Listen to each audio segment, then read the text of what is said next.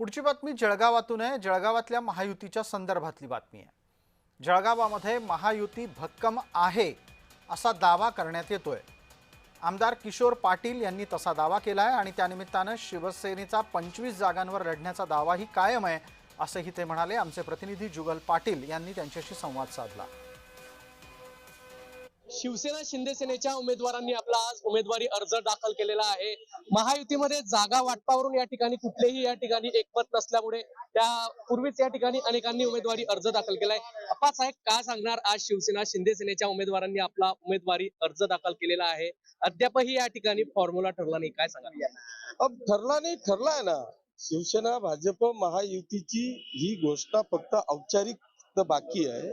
100% युती झालेली आहे। मी हॉटेल प्रेसिडेंटला 4 दिवसापूर्वी शिवसेनेला 25 आणि भारतीय जनता पक्षाला 50, राष्ट्रवादीशी त्यावेळेस चर्चा बाकी होती, त्याच्यातून काहीतरी राष्ट्रवादीला द्यायच्या अशा पद्धतीची चर्चा झालेली होती। त्याच्यामुळे 100% महायुती होईल असा मला ठाम विश्वास आहे। महायुती जर भक्कम असली, मात्र एक विचार केला तर भारतीय जनता पार्टी 50 जागांवर दावा करते आहे, शिवसेना 25 जागांवर दावा करते, मात्र राष्ट्रवादी अजित पवार पक्षाचं काय?